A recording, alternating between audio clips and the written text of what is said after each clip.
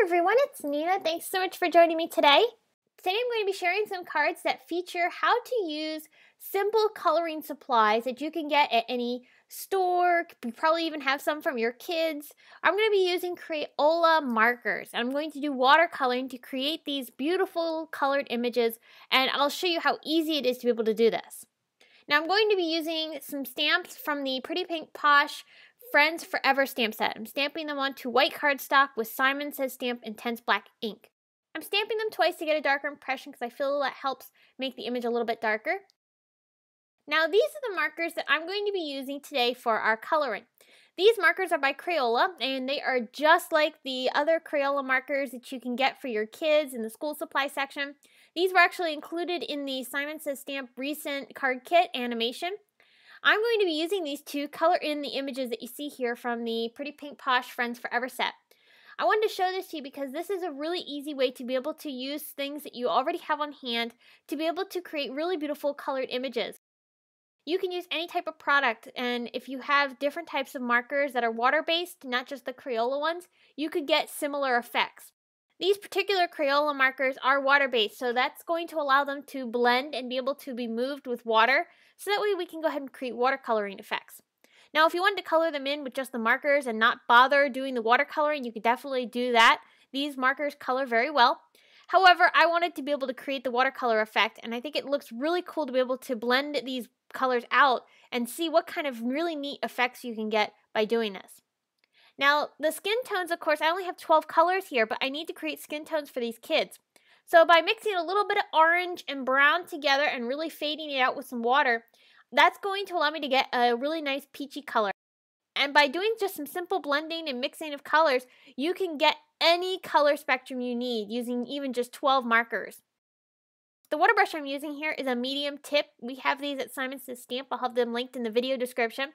I'm continuing to color these images in with the colored markers and also the water brush. Now, one thing I'll mention is that by the end of the coloring and when I get started on building the cards, you'll notice that the coloring was different on these kids slightly.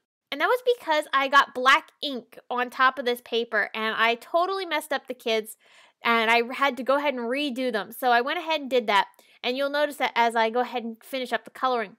But I did do the coloring the exact same way when I redid them. I just didn't film it. I just quickly went ahead and colored them back in so that way I could continue working on my card. Okay, so what I'm doing here is I'm adding little fine details with the markers. After I've gone ahead and added the base coat, I'm going back over top, adding darker shading, going ahead and adding in some details like on the hair especially. I'm fading that out but not blending it out completely because I want it to look a little bit more realistic. So literally you can create any type of effect with these markers and get really beautiful results. Now these markers do give slightly different results than a professional watercolor set, but if this is what you have on hand, I'd say use it because you can get beautiful results with these markers, and they're very inexpensive, so this is also perfect for kids as well. If kids want to do some watercoloring, just give them a few markers and some watercolor paper and you can go right to town. So as I finish up the coloring, I went ahead and cut these out with my fine tip scissors. You can use the dies that go with this stamp set. I just don't have them, so I'm going to go ahead and fussy cut them. I also stamped a bunch of the balloons and I colored them with similar colors, and that allows me to embellish the kids a little bit. And I'll go ahead and embellish the balloons further in a little bit here. After I've gone ahead and colored in the kids and cut them out, I'm working on building my seam. So I'm taking another marker. This is a green marker, and I'm drawing in grass.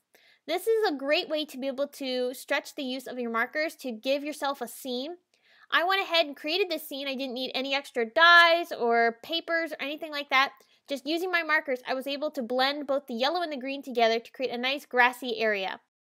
After I blended it out and it dried, I'm taking that green marker once again, and I'm going to go back over top of the grass and add some finer details.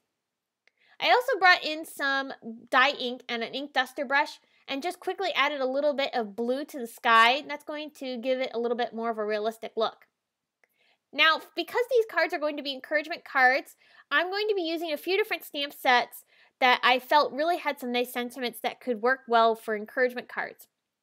So first I'm using a stamp set called Uplifting Thoughts. This is by Simon Says Stamp. And I cut apart the sentiment so I could stamp it in multiple colors. Now you could stamp it in just one color, but I love being able to kind of get more use out of my sentiments by cutting them up and being able to create new effects. So I used a couple of different colors that matched this little girl here. This is the one I'm going to be putting onto this card. And I'll go ahead and add a couple other ink colors. And I did the same thing for the other panels. I stamped the sentiments in different colors, and that allowed them to match really well with the kids that are going on each card.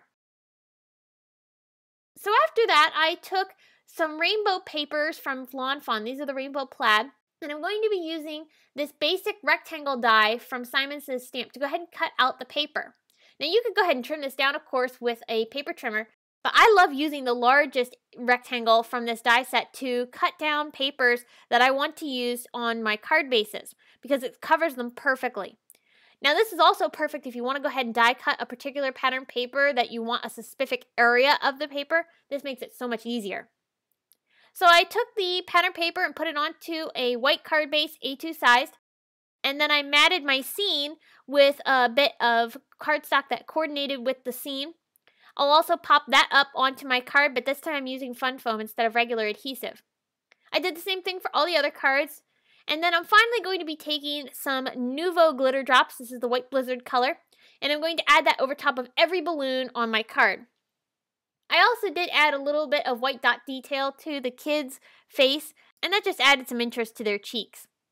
So what I hope is that you got some inspiration from these cards to be able to use supplies that you already have on hand, like these Crayola markers. This allows you to use supplies that you already have to get results that I think really look cute and have a really nice feel.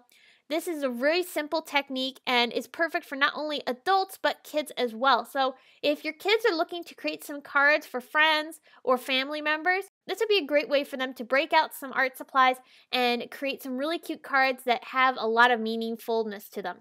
So I hope this video has given you inspiration. Please visit the Simon Says Stamp blog to get more information on these cards, including still pictures and products used. If you enjoyed this video, please give it a big thumbs up and subscribe to our channel for more inspiration. Thanks so much for watching. I'll see you again next week. Bye!